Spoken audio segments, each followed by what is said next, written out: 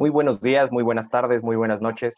Bienvenidos a este espacio que estamos generando en el mes de la propiedad intelectual, estas jornadas académicas organizadas por la Universidad USEMPER en colaboración con este medio hermano Foro Jurídico.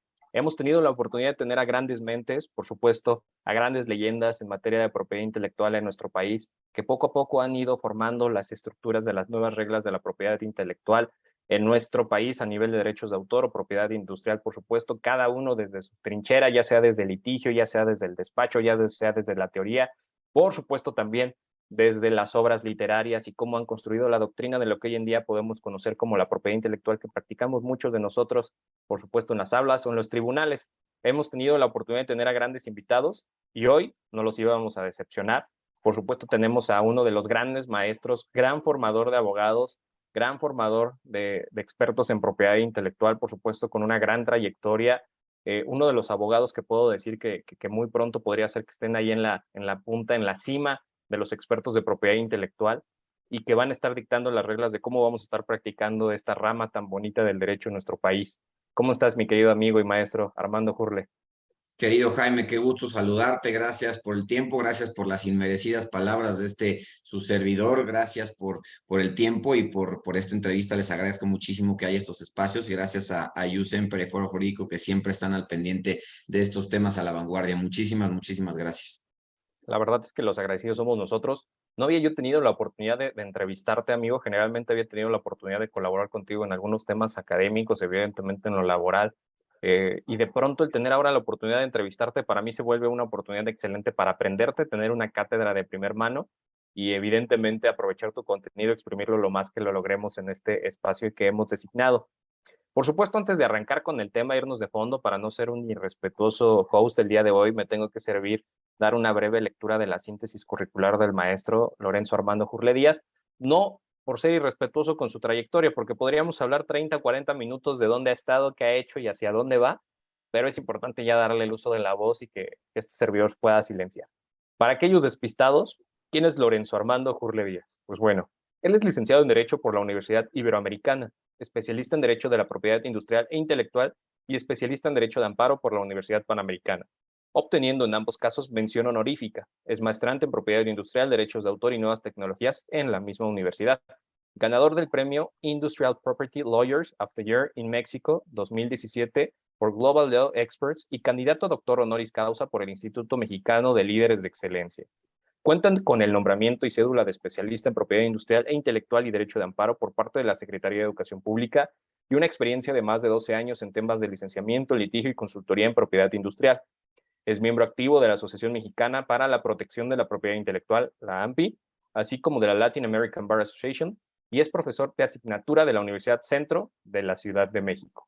Por supuesto, no está más decirlo, también es un excelente ser humano, un gran profesor, siempre con la necesidad de aprender más y por supuesto siempre con esa ávida voluntad de estar llevando este conocimiento a las aulas.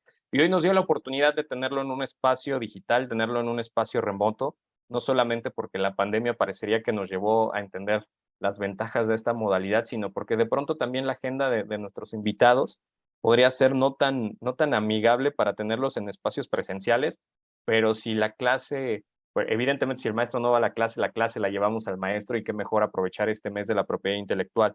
Como lo hemos dicho en otros espacios, una de las grandes dudas que han surgido en relación al tema que parecería que se volvió central dentro de nuestro mes de la propiedad intelectual ha surgido con muchas dudas, con muchísimos comentarios, por supuesto reflexiones de implementación.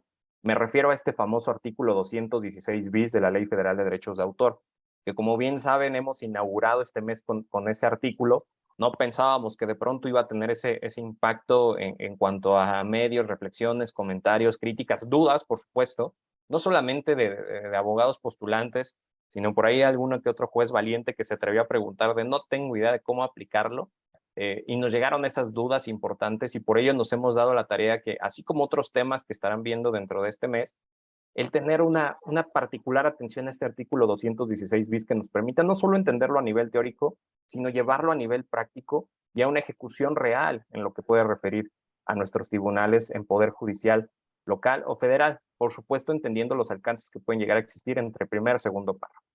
Pero para poder escuchar a quien sí es experto en la materia, a quien evidentemente ha vivido, ha sudado, ha sufrido este artículo 216 bis en tribunales y lo ha tenido que llevar a la práctica, vamos a ceder la palabra al maestro Lorenzo Armando Jurle Díaz con una pregunta que para mí creo que se vuelve fundamental para ir cerrando este tema y que evidentemente nos puede llegar a entender cómo es que se aplica, en qué materias y por supuesto con qué rigor procesal debemos de enfrentarnos.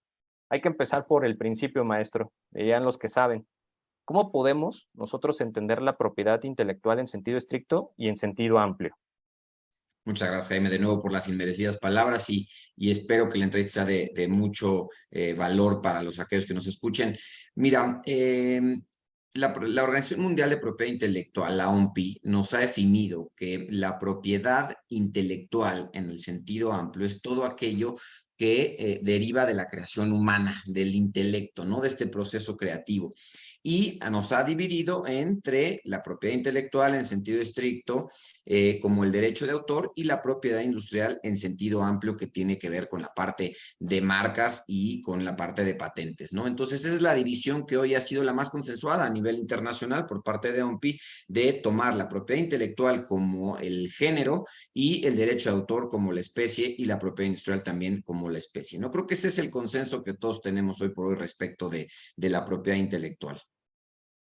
Lo cual nos sirve como una guía fundamental para ir entendiendo estos elementos más allá de los debates. Hay que irnos por lo menos a la regla generalmente aceptada para comenzar a entender dónde estamos parados, querido maestro. Así Eh, es. estas definiciones que nos acabas de regalar me llevarían a entender que la propia imagen está fuera del universo de la propiedad intelectual o tenemos que incluir a la protección de la propia imagen dentro de este universo. Qué interesante pregunta, Jaime. Es un tema súper explorado en derecho y déjame decirte algo. En estricto sentido, dentro de nuestra legislación nacional, propiamente nacional, que es la Ley Federal del Derecho de Autor, está contemplado la protección, y fíjate el lenguaje tan arcaico que se usa, de el retrato de una persona, ¿no? Así nos dice que el retrato de una persona, pues es lo que te está protegiendo dentro de la propia ley. Entonces, si tú me preguntas si efectivamente el derecho a la propia imagen está contemplado en el derecho de autor, pues sí, porque está contemplado, su protección está contemplada dentro de la Ley Federal del Derecho de Autor. No así en Berna, ¿no? Por ejemplo, que es este convenio internacional, pero sí está dentro de nuestra propia legislación. Ahora bien, te decía yo que el artículo 87, que habla sobre la protección a la propia imagen, habla de retrato. Pero dentro de las infracciones en materia de comercio, que además es materia de resolución por parte del Instituto Mexicano de la Propiedad Industrial por un tema legislativo y operativo en nuestro país, y del cual no nos vamos a meter mucho en estos momentos, sí te dice que lo que se protege es la imagen de una persona, el uso de una imagen de una persona, ¿no? Entonces, creo que estas partes, pues sí nos lleva a pensar que efectivamente, y quiero distinguir la respuesta, el derecho de autor protege hoy por hoy dentro de nuestra legislación como derecho positivo a el derecho a la imagen, pero pues por supuesto que los más naturalistas tienen este concepto de que la imagen tiene que ver con la dignidad humana y que está protegido dentro de la parte de convencionalidad y dentro de la parte constitucional como dignidad humana, ¿no? Pero bueno, para aterrizar un poco más esta respuesta, sí, sin duda, dentro de nuestra legislación nacional, el derecho a la imagen es parte de la protección dentro de la legislación del derecho de autor. No había caído en cuenta hasta ahorita que lo mencionas, realmente de lo arcaico, como bien lo dices, de la palabra retrato dentro de una legislación. Amigo, de pronto lo damos por hecho dentro de la lectura, le damos una interpretación, pero en estricto sentido ya no estamos haciendo esos retratos. O cuando hablamos de los casos controvertidos, por sí mismo no es un retrato del que estamos hablando como lo podríamos llegar a considerar con aquellas cámaras victorianas que se tomaba la fotografía, salía el flash y se quemaba el foco, o estos retratos que pueden existir en estas plazas o parques nacionales que de pronto nos podemos enfrentar. Hay muchas modalidades diferentes y que evidentemente pueden llegar a exceder este tema del retrato. Pero justo con esto que nos hablas, me genera una duda, y por supuesto es una duda legítima que se han enfrentado nuestros asistentes y nuestro auditorio a este tema, amigos, sobre todo porque parecería que de pronto es confuso o es complejo el entendimiento. Porque por un lado parecería que sí hay elementos suficientes en la Ley Federal de Derechos de Autor para hablar de la propia imagen, pero de pronto parecería que existe la posibilidad de reclamar algún daño o perjuicio a través de la materia civil, lo cual evidentemente podría atender a varios criterios o a varios precedentes en esa materia. ¿Es posible reclamar las violaciones a la imagen de una persona a través de esta naturaleza civil?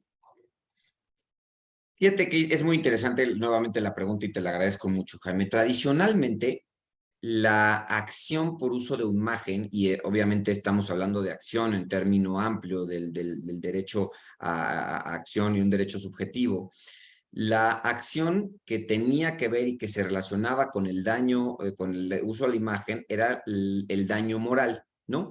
Entonces se hacía valer el daño moral, y lo cual resultaba bastante complicado porque pues había que explicar un nexo causal entre el uso de una imagen, ojo, sin consentimiento, y dos, con el uso y con el daño que esto hubiera provocado. Y además, por supuesto, después determinar ese daño, ¿no? Entonces, pues el abogado litigante tenía muy complicado hacer esta tarea, y la verdad es que eran contados los casos que llevaban a un buen puerto esta acción, ¿no? Ahora, eres pues, muy relevante señalar que pues, el derecho a la imagen en muy pocos estados se encuentra regulado. Jalisco, Estado de México, por ejemplo, que sí tienen esta legislación, Quintana Roo, que sí hablaban propiamente de este derecho a la imagen, ¿no? Entonces, pues bueno, ahí teníamos un poquito más de ayuda, y por supuesto, en la Ciudad de México, cuando vino esta ley, que ahorita seguramente hablaremos un poco más de ella, pues ya teníamos un poco más de elementos, pero anteriormente solo había dos opciones. Una, hacerlo a través, como yo lo señalaba, de la acción por daño moral, ¿no? Y probar ese nexo causal entre la conducta de revelación de la imagen sin consentimiento y el daño per se que había causado, y volvemos a lo mismo, entrar en esta parte de la dignidad e intimidad de la persona, ¿no? Ahora, hasta antes del 2017 tampoco existía un consenso respecto si el Código Civil Federal protegía o no este derecho, ya que este Código Civil Federal nos regulaba la acción de daño moral, pero no tenía una redacción que nos llevara también a poder acreditar este nexo causal entre la acción y la vulnerabilidad de los derechos de la personalidad.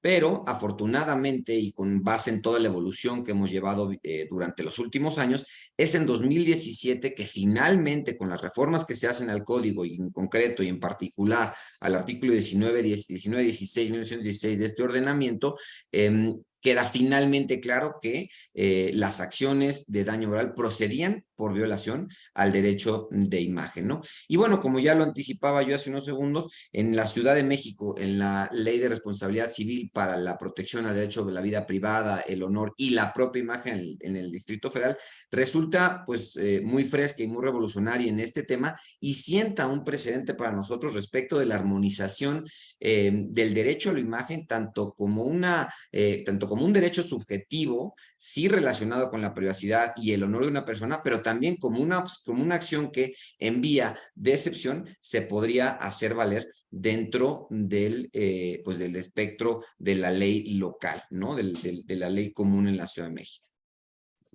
Muchas gracias por esa precisión.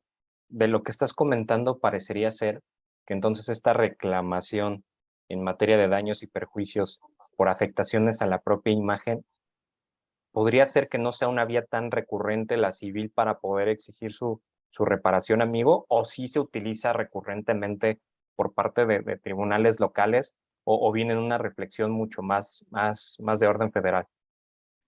Pareciera, es igual algo que está sucediendo en los últimos años, mucho más frecuente, pero no era común. Y no era común simplemente primero, por desconocimiento, y dos, por lo que ya hablábamos, por la dificultad de hacerlo valer, ¿no? Es decir, por un lado, pues alguien que tenía un derecho a la imagen, o alguien que se sentía vulnerado por la divulgación de sus imágenes, ya no nos metamos en las particularidades de la imagen, pero alguien que tenía estas situaciones, pues iba con su abogado y le decía, oye, pues es que usaron mi imagen. Y la verdad, siéndoles honesto, un abogado especialista en derecho civil, que pues, generalmente veía otro tipo de juicios, no tenía, la verdad, mucho conocimiento sobre por dónde ir, ¿no? Por eso es que tenía que estar revisando la acción de daño moral, no le quedaba clara, el código no le ayudaba, entonces evidentemente no era tan frecuente. Nadie les dijo a los abogados que se dedicaban a la materia civil que la acción prevista en el derecho de autor podría hacerse valer ante los tribunales comunes. Nadie les dijo eso. Entonces, pues evidentemente no era tan común como se pudiera haber previsto, no era común, no había claridad, entonces había pues muchísimos casos en donde no se podía llegar a buen puerto con esta acción. A nosotros nos tocó ver un caso hace ya muchos años de una modelo, por supuesto no voy a decir nombres, pero de una modelo que habían utilizado su imagen para los paquetes de venta de salchichas. Y la modelo demandó a la empacadora de salchichas por el uso de su imagen en la vía civil, y a mí me tocó por ser parte de la defensa de un supermercado, ¿no? Que vendía propiamente esto. Entonces, lo que hicieron, y creo que esto va a contestar un poco mejor la pregunta, lo que hicieron es promover en la vía civil la acción de daño moral de la modelo por el empacado de estos productos. Y a nosotros, como una infracción en materia de comercio, por la venta de estos productos. La realidad es que lo interesante, y también a lo que nos lleva a pensar esto, es si esta acción que se hacía valer dentro de la vía civil excluye a una de la otra, ¿no?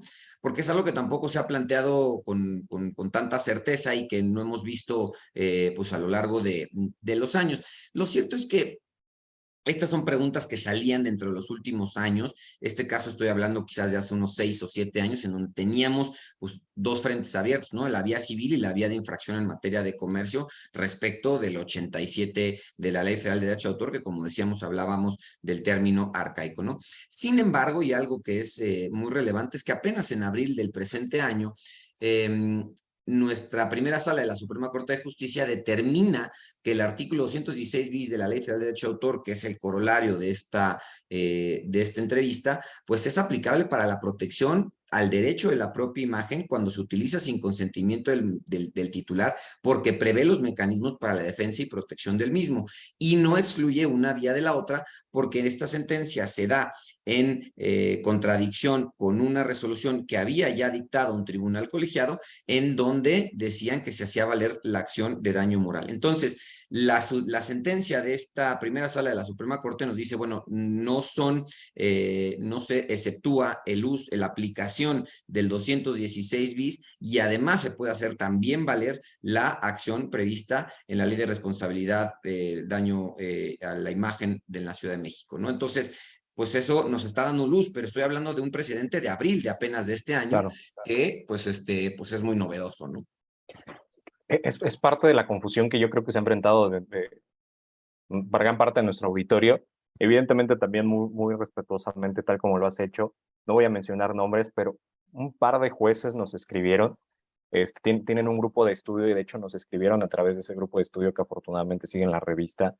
Y nos dijeron, oye, padrísimas las entrevistas que has hecho en materia de 216 bis, pero me sigue sin quedar claro, porque parecería que esto lo tengo que reparar sí o sí a través del fuero común con reglas en materia civil, incluso evidentemente teniendo como parámetro una ley de responsabilidad que es aplicable a mi territorio, pero cuando pretendo llevarla ya evidentemente a una ejecución, me enfrento con que no tengo parámetros en esa ley, por lo menos procesales, para poder tomar una decisión, y yo veo que existen precedentes y criterios que me llevan al 216 bis.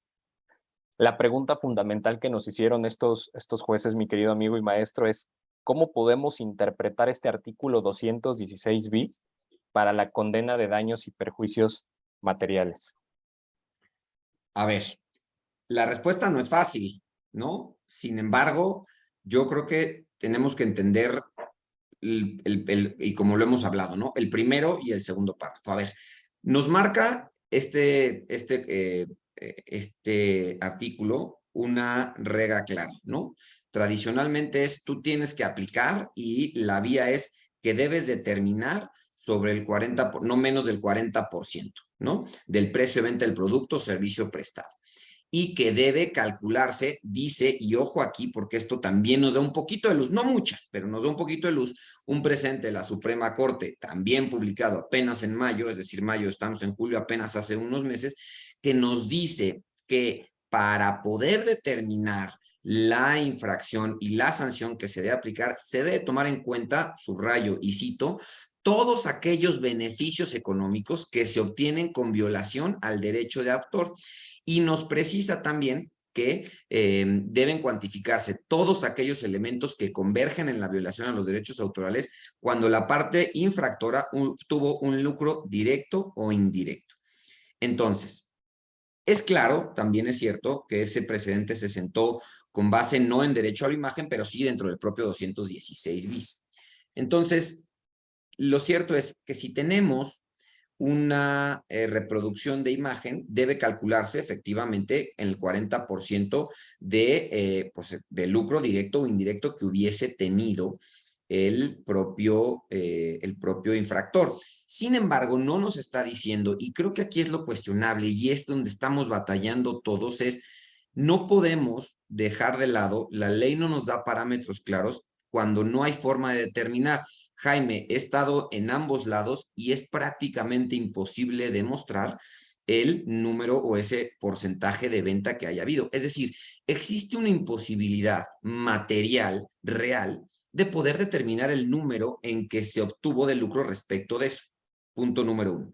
Punto número 2. Resulta igualmente difícil o más aún complicado determinar si a raíz del uso de la imagen, efectivamente hubo un incremento en las ventas de ese producto, ¿no? Es decir, antes del uso de esta imagen se vendía a este precio y ahora resulta que se pudo vender más caro o que se vendieron más ejemplares. Tampoco es fácil de determinar.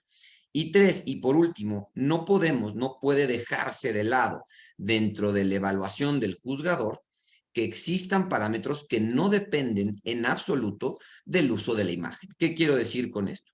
Pongamos cualquier tipo que se les venga a la mente de producto. Me voy a regresar al ejemplo de las salchichas. No puedo dejar de tomar en consideración que esas salchichas tienen un valor por la relación, el valor-precio que existe, porque tienen cierta calidad, porque ya se usaban en este caso en particular a través de una marca que ya tiene un cierto prestigio. Entonces, que el artículo nos mencione un 40% sobre el precio de venta al público resulta, a ojos del suscrito, absolutamente desproporcionado. ¿Por qué? Porque hay muchísimos factores y variables que no nos hacen tomar en cuenta. Y este precedente de la Corte, publicado en mayo, al que insisto, que tiene que ver con obras, pero que aplica el 216 bis de igual manera, tampoco nos resuelve. Ya nos dijiste del lucro, lo tengo claro. Ya nos dijiste que hay que tomar en cuenta todos los elementos. Ya lo sé, Suprema Corte, pero me queda corto y me queda pobre el argumento porque no me dice cómo debo evaluar todos los demás argumentos. Luego, entonces, me paso al siguiente párrafo, dice, cuando no sea posible determinarlo, entonces el juzgador, al auxilio de peritos, puede entonces sí ayudarse para determinar la cantidad de la infracción. Y aquí quiero hacer una pausa, Jaime, porque es muy relevante lo que dice aquí el precedente también de mayo de la Suprema Corte, en donde la verdad, siéndote honesto, se confunde totalmente la Suprema Corte entre un párrafo y el segundo. Y retomo la idea original. Primer párrafo nos dice que se debe aplicar un monto no menor al 40%. Perfecto, de acuerdo, hasta ahí estamos bien. Pero de no poderse determinar, entonces serán los peritos los que determinen el monto de la indemnización. Es decir, dice el monto de la indemnización, no dice el monto del 40%. ¿Qué quiero decir con esto? La Suprema Corte confunde la idea y dice que los peritos van a ayudar a determinar cómo llegar a ese 40%, pero eso no es lo que dice la literalidad de la ley. Entonces, esta confusión, la verdad, no nos ayuda. Lo bien que nos había ido el precedente que se publica en abril, que sí nos da un poco más de luz, nos viene a parar más complicaciones porque no se refiere a eso el artículo. Yo estoy seguro que esto es algo que eventualmente, no sé si en esta época, pero sí se va a echar para atrás porque este precedente va en contra de la literalidad del artículo 216 bis. Si no se puede determinar el monto del 40%, determinemos entonces el monto de la indemnización, pero no así busquemos volver y seguir a determinar ese 40%. No sé si más o menos me expliqué, Jaime, o dejé a la audiencia con más bolas. No, de hecho creo que nos estás dando como la pauta esencial para poder ir rematando la interpretación y la estructura tal y como está compuesto el artículo 216 bis. Una de las dudas que se tenían presentes, maestro, es que parecería que el artículo 216 bis tiene una aplicación conjunta y paralela del primer y segundo párrafo. Nos llegaron algunas dudas en ese sentido. Oye, entonces lo que te entendí es que tengo que aplicar el primer párrafo y segundo párrafo a la par. Es decir, me voy con el 40% del precio de venta y con todos estos factores y variables detrás que pueden existir, más el apoyo de peritos para poder hacer una suma. Con lo que me estás diciendo parecería que fortalece la interpretación en el sentido de que son ejercicios procesales diferentes, el que viene contenido en el primer párrafo y el que viene contenido en el segundo párrafo. Una de las cosas que señalaste me parece, por supuesto, fundamental.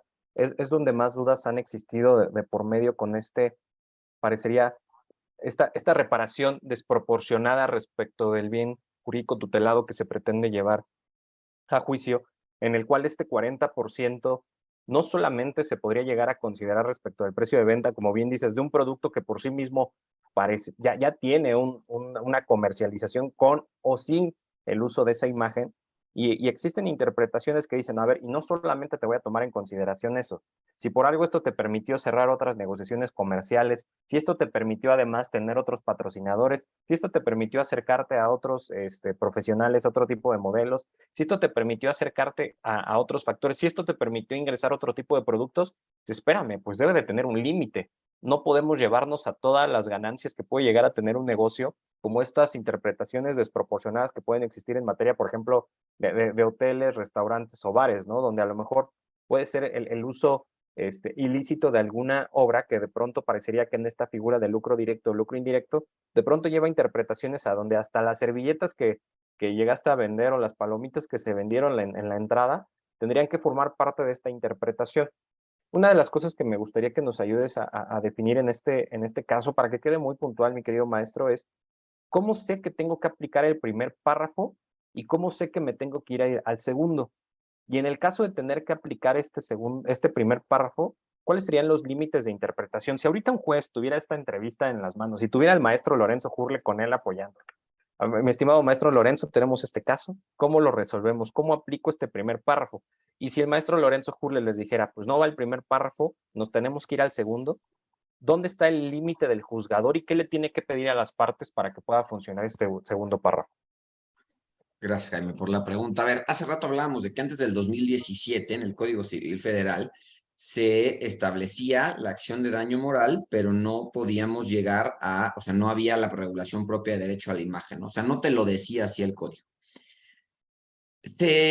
Esto se reforma en 2017 y ya platicamos de esto, pero a raíz de esta reforma de 2017, pues lo que sí quedó pendiente, y ahora voy a contestar tu pregunta, no le estoy evadiendo, lo que sí quedó pendiente es la forma en que debemos, pues el que ha sido violado su imagen, la forma en que debemos acreditar el nexo causal que hay entre pues, el uso de su imagen y el daño moral. Esto el Código Civil no nos lo resuelve hoy. Y vuelvo a lo mismo y entrando en materia de autoral. Este 216 bis te dice que es este 40% y debo aplicar el primero, debo aplicar el segundo. Yo lo veo algo quizás que pareciera ser más simple de lo que puede llegar a ser. En el precedente que hablábamos de abril del 2022 de este año, se trataba, como ya lo decías tú, de una discoteca. Si yo desconecto la música de una discoteca, la discoteca no tiene razón de ser, ¿no? Porque el precedente además habla de una discoteca. Pero si estamos hablando de que hay muchísimos más factores que involucran a esta parte de este 40%, nos queda claro que el juez no va a poder determinarlo porque es perito en derecho, pero no perito en la materia. Y por eso es que el legislador, previendo esta situación, le dice, pero no te preocupes, juez. Si no puedes, que la indemnización la determinen peritos que sean presentes en la materia. Entonces, recapitulo y contesto puntualmente tu pregunta. Si es posible determinar de forma clara, concreta y precisa el nexo causal que existió entre el uso de la imagen y la venta del producto, el 40% se tiene que aplicar porque es clarísimo que si no se hubiera utilizado la imagen de la persona o la obra, o sea, porque lo hablamos en términos generales de este artículo, entonces aplico el 40%. Si no es posible determinarlo, señor juez, ni se preocupe. Tenemos el 216 pi segundo párrafo que nos dice que entonces llamemos a peritos para ver hasta dónde estuvo el golpe, para ver hasta dónde debe de llegar la indemnización. Pero simplemente si no es claro, si no se puede llegar a ese monto, es así. Y resumo la respuesta. Si es posible determinar el nexo causal de forma clara, precisa y puntual entre el uso de la imagen y la violación del derecho como tal, al existir la falta de consentimiento, aplico este 40%, porque no hay nada que pensar. Pero si hay circunstancias involucradas, ventas potenciales, aumento en el riesgo de, aumento en la venta del producto, vaya, el propio valor del producto que tiene como tal, vaya, tendríamos que pensar que el proveedor de ese producto con la imagen o sin la imagen tiene un costo, ¿no? Así sea una veladora, ¿no? O sea, pensando en el producto que ustedes quieran, tiene un costo que se tiene que determinar. Entonces, si no podemos llegar clara y puntualmente, es más, creo que el propio litigante tiene la opción de decir, mira, como no vas a poder llegar a ese número, señor juez, te presento una cierta cantidad de peritos que te van a decir que dejando de lado todos estos factores, los que ustedes quieran poner, apliquemos el segundo párrafo del 216 bis, porque no vas a poder llegar al 40% ni de chiste, porque no eres perito en comercializador de salchichas y no tienes ya todo lo que se involucra en el proceso del transporte, del, pues la cuota que cobra el vendedor, del conservador, o sea, es decir, todos los factores que pueden involucrar en la venta de cualquier producto. Entonces, me parece que por ahí tendría que ir, Jaime, que si es clara y puntual la relación, no hay nada que pensar, pero sí hay muchos factores involucrados y por supuesto que esta respuesta puede ser muy ambigua porque el tema es casuístico totalmente. No es lo mismo si la imagen viene en un paquete de salchichas, como me tocó verlo, que si viene en una veladora o que si viene simplemente en cartones con la imagen de la persona. No sé, quizás estoy exagerando, pero debemos de partir de ahí, de la claridad y la puntualidad. Por eso es que la intención del legislador, y así debemos entenderlo, es que si no se puede de la fácil, lo hagamos a través de peritos y el juez se ayude, pero con la salvedad de que el perito viene a resolvernos cómo debe determinar la indemnización y no cómo determinar el 40%. Que eso creo que es una interpretación brillante y dentro de la reflexión que también me estás indicando, por supuesto, también el hacer el recordatorio, por supuesto, salvo comentario en contrario, que cuando vienen los peritos a dejar sus comentarios expertos en una materia en particular a favor de una u otra postura, y por supuesto que es muy probable que exista este perito tercero en discordia, de todos modos existe la responsabilidad por parte del juez de determinar conforme a estos valores objetivos desde un área en particular de experiencia, el tomar la decisión. Es decir, la pericial no puede ser quien tome la decisión en tanto que las facultades no se sustituyen por parte del juzgador en el momento de tener que determinar ese monto de la indemnización.